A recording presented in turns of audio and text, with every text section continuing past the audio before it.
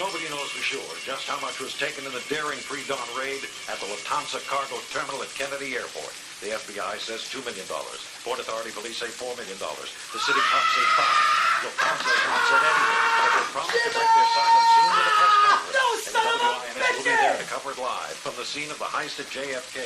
It looks like a big one, maybe the biggest this town has ever seen. Stay tuned.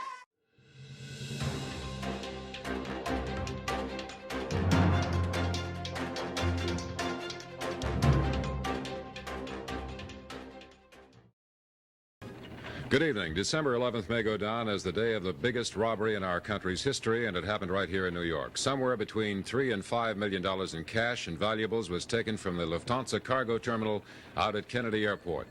And the law enforcement officers say that it was carried off with such precision and such daring, you almost have to consider it an inside job. Here's Anthony Preisendorf. The Red Baron was caught napping, and not by amateurs either. This band of robbers had everything down pat and made the entire caper from beginning to end go as smoothly as Swiss clockwork. Shortly before 4 this morning, while the moon was on the wane, a black Ford van slipped out of the shadows in the cargo area and stopped at a padlocked gate of the adjacent Argentine Airlines. One snip with heavy bolt cutters, and that security checkpoint might as well not have been there. The band of robbers, 6 and perhaps 7 men wearing ski masks, drove around to the loading dock. When they jumped one Lufthansa worker, his screams made a security guard inside open the door. That was the end of security. The gunmen rushed inside and knew exactly where to go. They forced the night supervisor to disconnect the silent police alarm and then take them to the high-value room on the first floor. The other 8 workers who were on duty at the time were herded into a third-floor cafeteria and handcuffed. One worker who resisted was pistol whipped. His scalp needed 5 stitches. After the supervisor had opened the safe for the thieves, the rest was duck soup. They took 30 shipments of gold, pearls, jewelry, and checks. They also knew just where to look for the $3 million in used money that had been flown in on Friday from Frankfurt, intended for delivery later in the day to the Chase Manhattan Bank. Used money, in bank parlance, is money that's already been in circulation, and more importantly, money for which no record of serial numbers exists.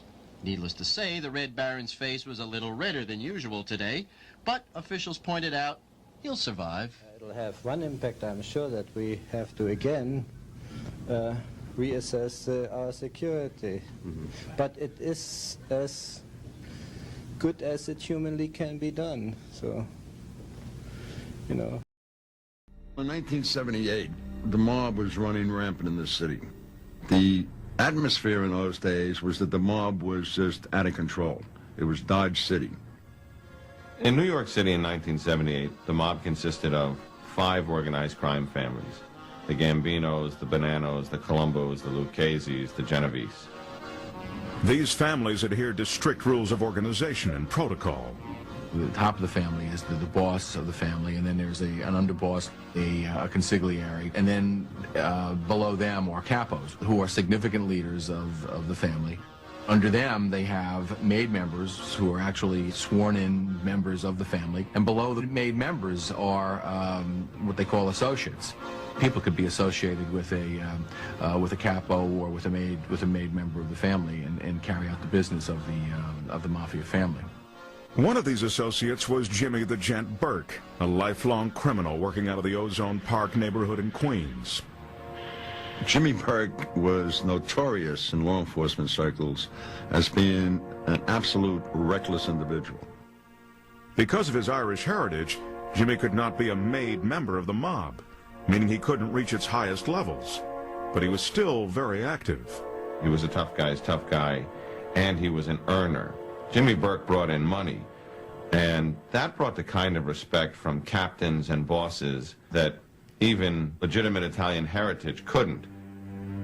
Burke headed a gang, or crew as the mob called it, that was involved in bookmaking, cigarette smuggling, loan sharking, and their most profitable venture, hijacking merchandise from JFK International Airport.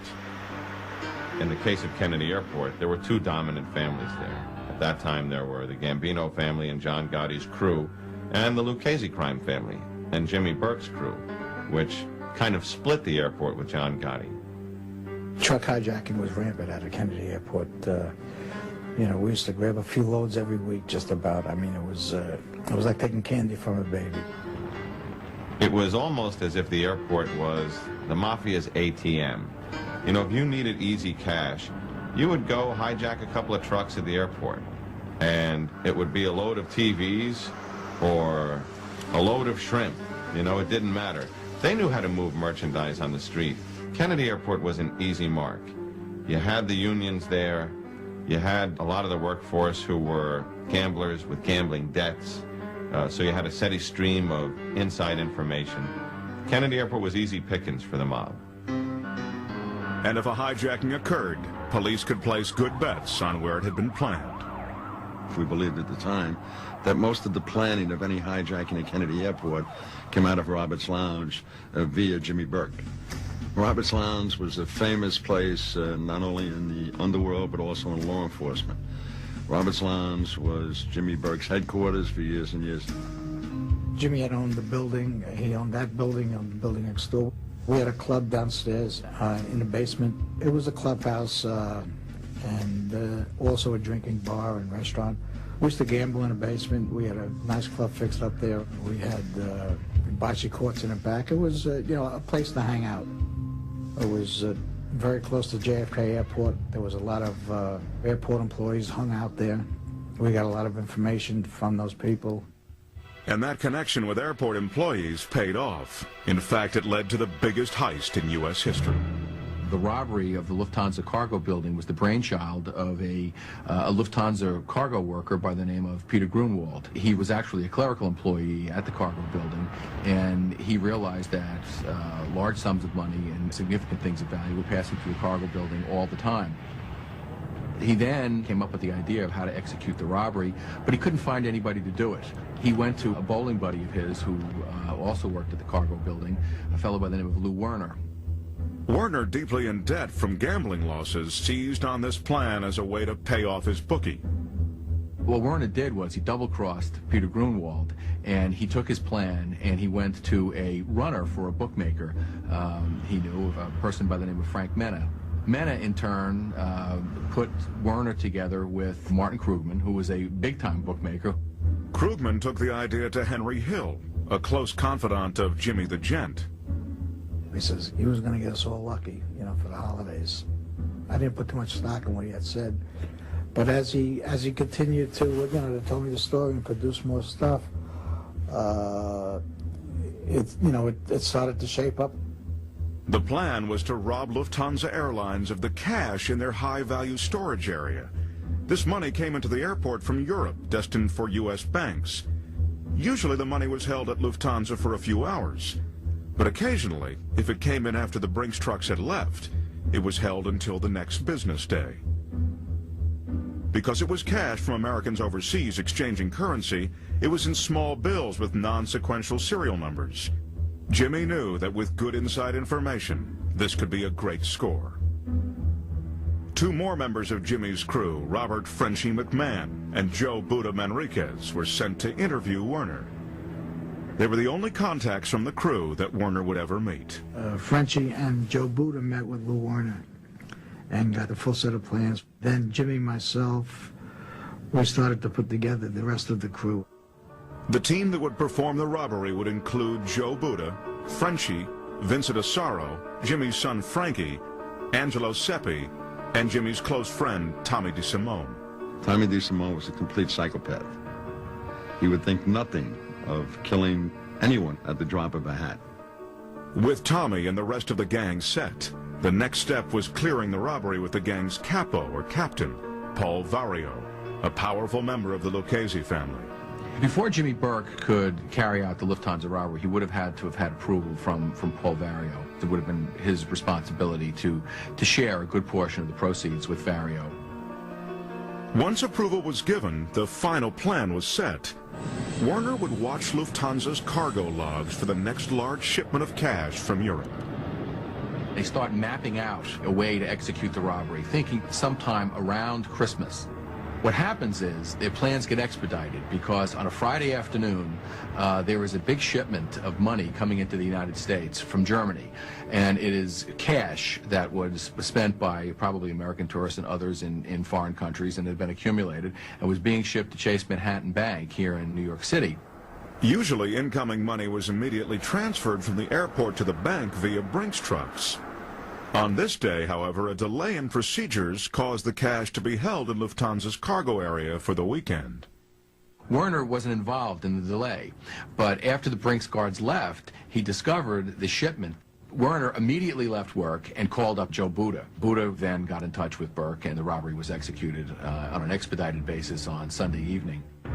On December 11th, 1978, at 3 in the morning, masked robbers drove a large black van into the Lufthansa storage facility. After entering, they rounded up the 10 employees who were working the graveyard shift and herded them into the lunchroom. Next, the shift supervisor was escorted at gunpoint down to the high-value storage area. You had to close the outer door, go into the second room, open that, go into the strong room, bring the money to the second room, close that door, go through a series of combinations on the safe, and then open the outer door.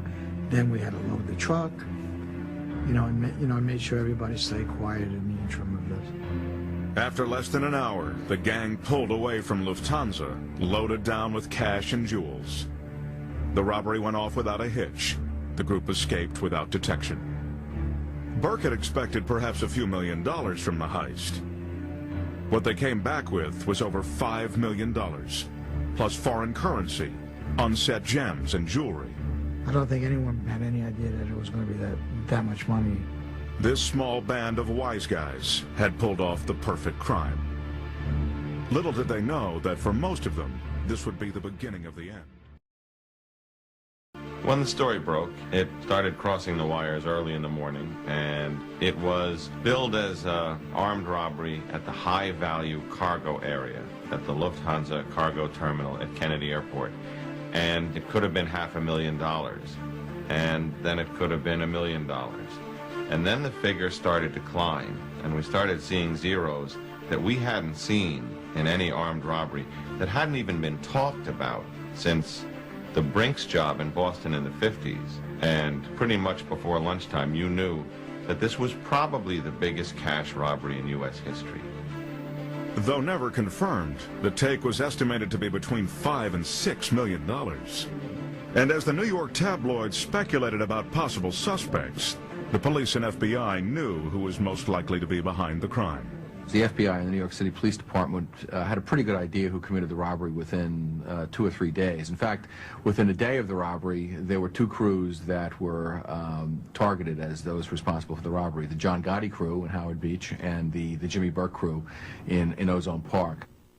Undercover detectives prowled the bars in those 2 areas, looking for information. Would send detectives out, have a cocktail, go in with a girl, sit down, start talking to certain people. And I would say within 24 hours we had the whole story. The behavior of the Roberts Lounge gang was suspicious. Though Jimmy had given only a small percentage of the money to his men, they still celebrated in a very public manner. These guys can go out and spend it immediately, either on broads, on booze, on drugs, on racetracks, on cars. I mean, the mentality of these people, I think collectively they had the IQ of an ashtray. They really couldn't function in the real world. It was the holiday season. Everybody was drinking, partying, buying all kinds of crazy gifts for their girlfriends. And I mean, it was insane. These were not the faculty of Harvard. When you think of organized crime, a lot of people hearken back to the images that they know, images from The Godfather, that these are men of honor, that they're fairly sophisticated, somewhat Machiavellian. A lot of these guys were just plain morons. Despite the crew's reckless spending spree, the task of proving them guilty didn't prove to be easy. Jimmy's reputation as a vicious killer meant people with information would not risk going on the record with any allegations. Knowing and proving are always 2 different things in law enforcement. Very quickly, everybody knew that this was Jimmy Burke and his crew behind the robbery, but being able to prove that required one of 2 things. You either needed forensic evidence like Jimmy Burke or Tommy DeSimone or Henry Hill's fingerprints. You needed to recover some of that money during a search at one of their premises, or you needed somebody talking about it. And at the time immediately following the robbery, they didn't have any of those things. Authorities did, however, catch a break when they recovered the van described by a witness as being used in the heist. Part of the master plan had been for crew member Stephen Stax Edwards to get rid of the van by having it crushed in a mob-controlled junkyard the night of the robbery. He got drunk and loaded that night. He was supposed to stay straight, take the truck to Jersey, have it put in a masher and crushed. He proceeded to leave it in the city, fingerprints all over it, and go back home and go to sleep. When word got out to the press that fingerprints had been found, Jimmy Burke knew they had to belong to Stax. The rest of the crew had worn gloves. Burke decided that Stax's connection to the gang had to be eliminated. Stax was the first one to get whacked. He got whacked a couple of days after the robbery. Stax lived in the neighborhood, about 120th Street, 114th Avenue. Angelo Seppi and Tommy DeSimone did, in fact, go up to his apartment. Stax was in the middle of eating, and in fact, he was in the middle of eating some form of chicken dinner. And they walked in. Tommy DeSimone shot and killed Stax with a piece of chicken left in his mouth. Soon after this murder, bookie Marty Krugman, who had brought the robbery to Jimmy, was killed. Burke was beginning to cover his tracks. Surveillance on Jimmy and his crew was stepped up. There was hundreds of feds and detectives following every single move we made. You know, they just followed us 24 hours a day, 7 days a week. These guys knew they were being tailed by the FBI. They knew they were being tailed by the NYPD. There was a running joke at the time that, you know, if you were one of the half dozen people being looked at heavy in the Lufthansa case, if you went across the Triborough Bridge, the Triborough Bridge and Tunnel Authority made like a lot of money that day, because there was 8 cars behind you. Electronic surveillance was also used, but with limited success. Jimmy Burke was an extremely sophisticated, clever person, and was able to neutralize any attempts that we made at conducting electronic surveillance. We were unable to gain entry to his home. Most of his meetings were taking place in his home. If he met outside of his home, he was meeting in Robert's Lounge, which was just filled with people, so that it defied electronic surveillance. All you would get was a lot of noise. You wouldn't be able to pick up any particular conversations. We put bugs in cars, but it was in the era of disco, and we got a lot of disco music, we got a lot of engine noise, we got a lot of heaters, we got a lot of people, you know, arguing with their girlfriends.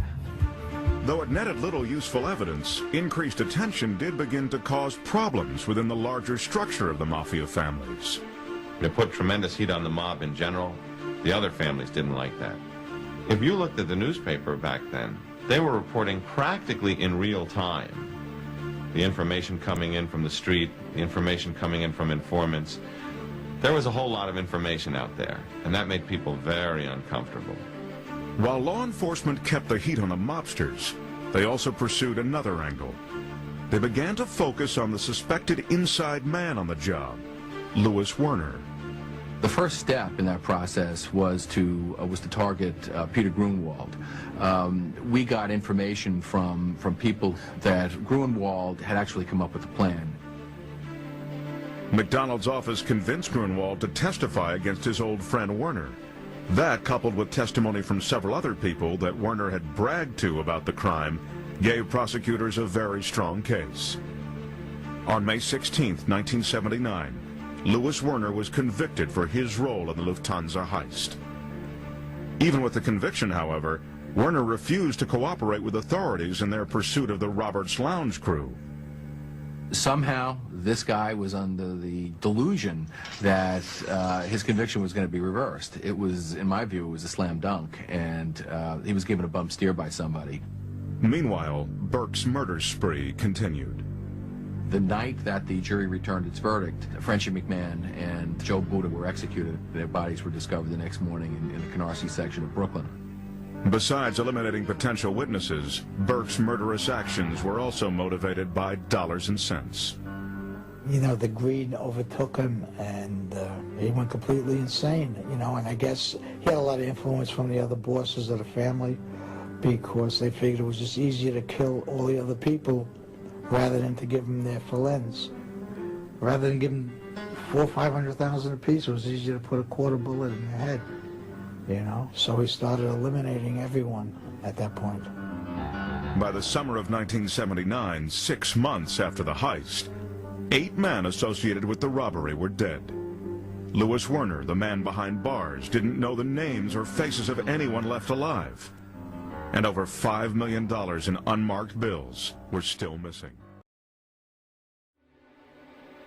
The feds would be knocking on my door 6 o'clock in the morning and, you know, telling me, listen, you're going to be next. We know that they're going to kill you. Every time another body would show up, they'd be knocking on my door, you know, interrogating me. But throughout the investigation, one of the obstacles in cracking the case had nothing to do with organized crime at all. The FBI and the NYPD did not get along, particularly at that time. In fact, most local police departments do not get along with the FBI, and ironically, most other federal agencies don't get along with the FBI, because the FBI is very territorial. We say they name streets after them, one way. They want it all, and they give nothing back. I actually attended meetings with an FBI supervisor and a New York City police lieutenant where they would not speak to one another. They would only look at me, and if they wanted to address one another, they would ask me. They would tell me what they wanted to say to the person who was sitting next to them.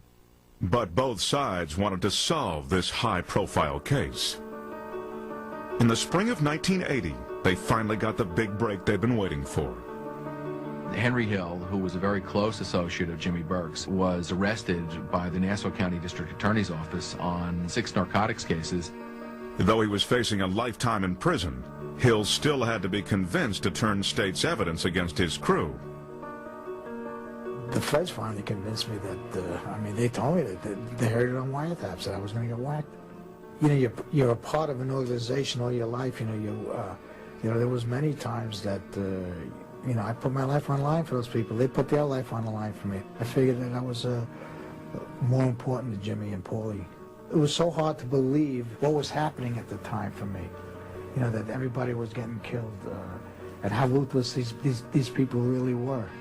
I started to realize that it was money, it was the greed that, you know, that was making them do this. And, you know, little by little, the more people that got killed, you know, the more I started to realize that, you know, I just might be one of them eventually.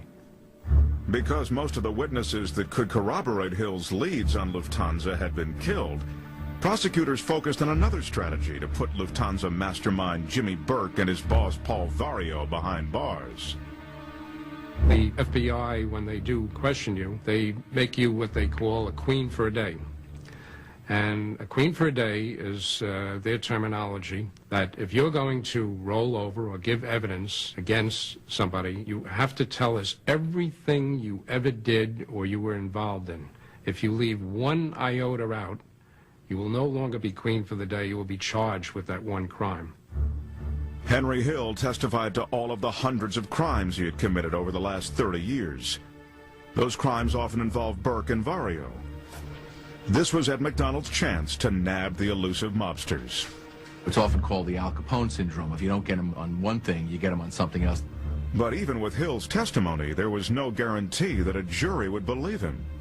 Henry Hill was an unusual witness, and his performance was very unusual. It was unusual in the sense that he was an easy mark for the cross-examiner. He was utterly despicable, utterly reprehensible. He had no redeeming qualities. The only thing that we had, that he had going for him as a witness, was that we had unmistakable proof that he was closely associated with the people against whom he testified. I was sitting there watching Henry Hill disintegrate on the witness stand, but at the end of the case, we were able to argue that if Henry Hill was so bad, what were they doing hanging out 24 hours a day with this lowlife? And so the more they cross-examined Henry Hill, I think the worse they made it for themselves. So in the long run, Henry Hill was a very effective witness. Although there was not a conviction for Lufthansa, Hill's testimony did lead to 2 convictions for Jimmy the Gent Burke. One for a basketball point shaving scheme, the other for the murder of a man named Richard Eaton. Capo Paul Vario was also convicted on charges of racketeering. On May 3, 1988, the 75-year-old mob boss died in a Fort Worth prison. Almost 8 years later, on April 13, 1996, Jimmy Burke died behind bars at Wen Correctional Facility in upstate New York. Neither man ever confessed to being part of the Lufthansa heist. With Jimmy Burke's death, one question still remained unanswered. Where did all the money go? There's a lot of people out there who got money out of this robbery who will never be found. Probably the major benefactor of this robbery was the Mafia. The bosses of the mob, they got a large chunk of this money, no question about it. There was a lot of others involved that never came into suspicion or was ever prosecuted. Certainly for the mob, it was the perfect crime. And the reason it was the perfect crime was because it involved cash, piles and piles, bags and bags of undocumented, untraceable, not hard to launder, U.S. currency, foreign currency, cash. There's one thing that is the lifeblood, the heart of the mob, the thing that drives its existence, the thing that makes its blood course through its veins, the thing that makes its bosses smile. It's cash. And the Lufthansa robbery was all about cash. Nobody so much as scratched their thumb on a doornail. It was clean, it was quick, it was cash. You don't get more perfect than that.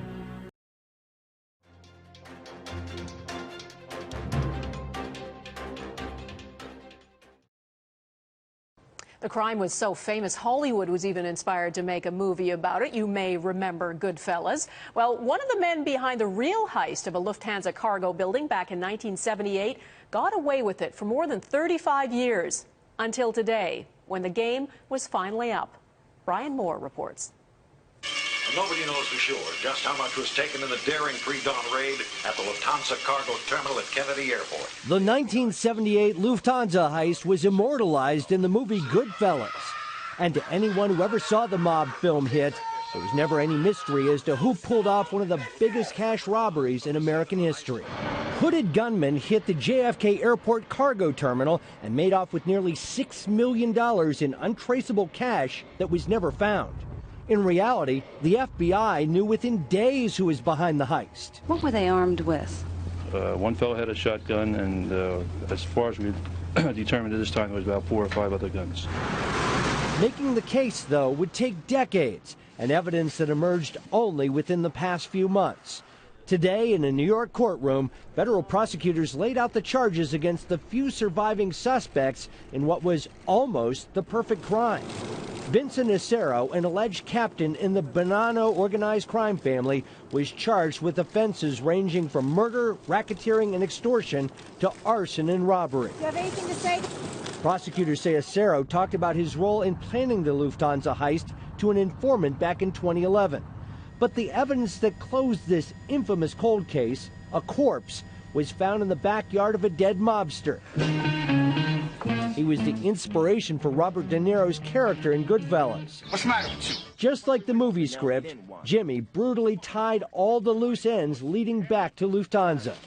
I was going to be busy all day. The main character and narrator in Goodfellas, real-life wise guy turned best-selling author Henry Hill, told the world about Lufthansa. You know, we used to grab a few loads every week, just about. I mean, it was like taking candy from a baby. And now federal prosecutors are adding a final chapter to a heist Hollywood made famous. Brian Moore, Global News, Washington. A New York City jury has reached a verdict in the federal racketeering trial of a mobster whose alleged heist inspired the movie Goodfellas. The jury acquitted 80-year-old Vincent Asaro of charges related to the 1978 Lufthansa heist at John F. Kennedy International Airport. Prosecutors had to prove that Asaro helped plan the theft of $6 million in cash and jewelry. His cousin implicated him in the heist last year. The evidence presented included audio recordings in which Asaro complains about not getting his fair cut. Asaro's lawyers argued he was framed by mobsters turned informants who lied in order to get lighter prison sentences in their own cases. Asaro is now clear of all charges.